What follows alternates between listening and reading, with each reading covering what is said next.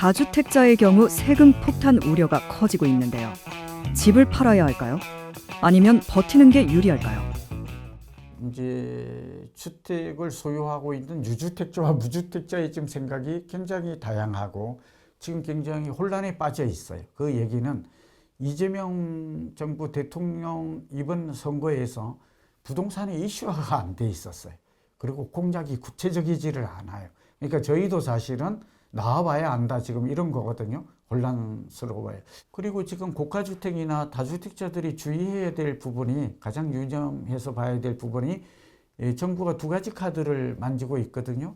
하나가 공시가격 현실화율을 하고 그다음에 공정시장 가액 비율을 조정한다는 건데 상향시킨다는 거죠.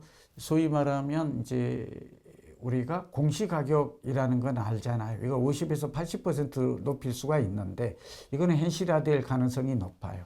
그렇게 되면 지금 뭐 도표도 나오고 있습니다만 거의 지금보다도 50% 정도 세금이 높아질 거다. 이게 시뮬레이션을 해본 결과 이런 것들이 나오고 있거든요.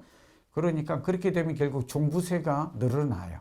그리고 다주택자 양도세 중과가 내년까지 유예가 되어 있잖아요. 세금도 좀 깎아주고 했는데 이런 것들도 정상화라는 이름으로 다시 중과가 될 가능성이 많아서 고가주택 또는 다주택자는 앞으로 세금 부담이 지금보다 상당 부분 얼마나 높아질지는 이제 뭐 현실화율이라든지 또 공정시장 가액 비율이 얼마나 상향되는가에 따라 다르지만 높아지는 것만큼은 분명하다. 예, 그런 면에 본다면 다주택자는 지금쯤 자녀에게 증여를 한다든지 상속을 한다든지 좀 줄여가는 게 낫고 또 하나는 부동산도 굉장히 다양한 게 많거든요. 그러니까 아파트 주거용만 보지 마시고 뭐 돈이 있는 분들은 꼬마 빌딩도 갈 수도 있고 요즘 뭐 상가 같은 경우는 경매 같은 거 하면 30% 이하에도 살 수가 있거든요. 경기가 좋아지면 또 이게 임대 수익 같은 것들이 높은 곳들이 많고 하기 때문에 이제 부동산에 몰입되어 있던 소위 몰빵했던 이런 주택들을 좀 다양화하는 포트폴리오를 다양화하는 그런 방안이 지금 현재 시점에서는 필요하지 않을까 봅니다. 강남권과 마용성 등 핵심 지역에 똘똘한 한 채를 보유한 실수요자는 어떻게 대응하는 게 바람직할까요?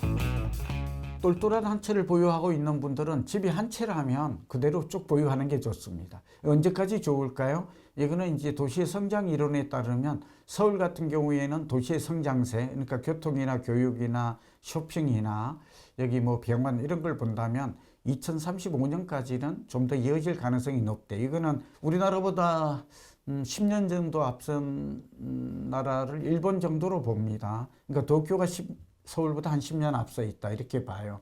그리고 뉴욕이나 런던, 파리를 한 20년 앞서 있다고 보거든요. 근데 이런 지역이 지금도 집값이 올라요. 여기서 굉장히 우리는 많은 걸 좀 시사점을 얻을 수가 있죠. 서울은 앞으로 10년 정도는 인프라라든지 소득이라든지 이런 게 증가한다고 본다면 그냥 보유하는 전략이 그러니까 좀 출렁거릴 수 있어요. 뭐 금리의 변동에 따라서 정부 정책에 따라서 그리고 또 너무 많이 오르면 거품이 빠지고 붕괴되기도 하거든요. 그럼에도 불구하고 저는 서울만큼은 가장 안전지대고 뭐 10년 정도는 장기 보유 전략이 그렇다 그러면 금강구는 어떨까요? 여전히 그 따라갈 가능성이 많아요. 그러니까 서울은 장기 보유하는 전략이 좀 좋을 것 같다. 다만 정부가 지금 초점을 맞추는 대책이 고가주택이거든요. 과거에도 그랬고 진보 정권이 그랬었잖아요. 그래서 다주택자 같은 경우에는 증여를 하는 게 유리해요. 지금 또 그런 열풍이 불고 있어요.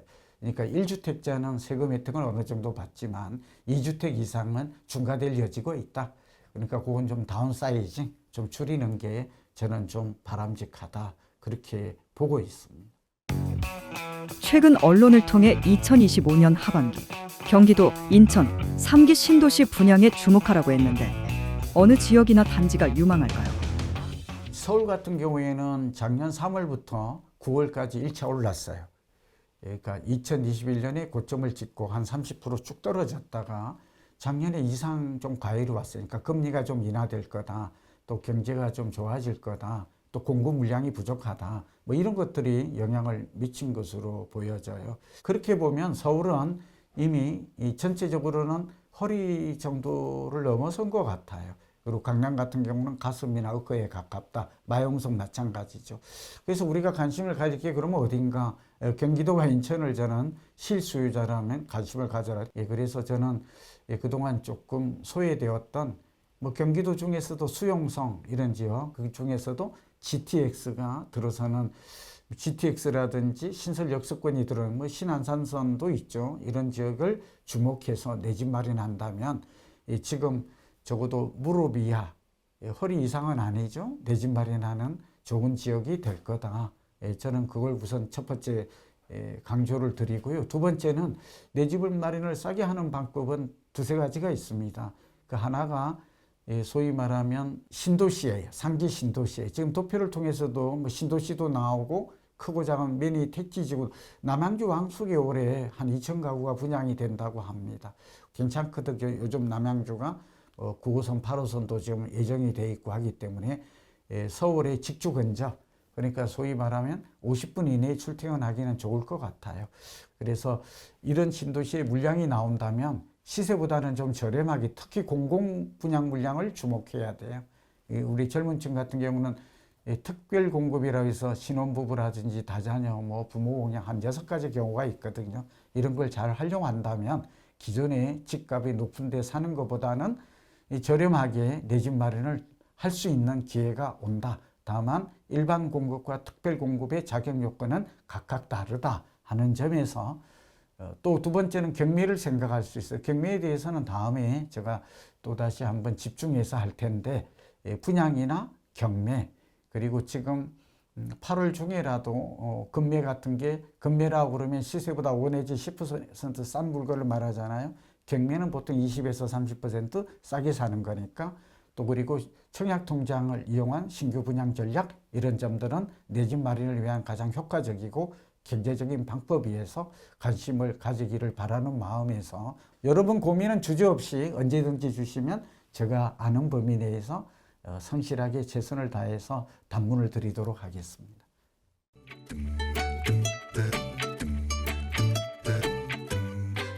that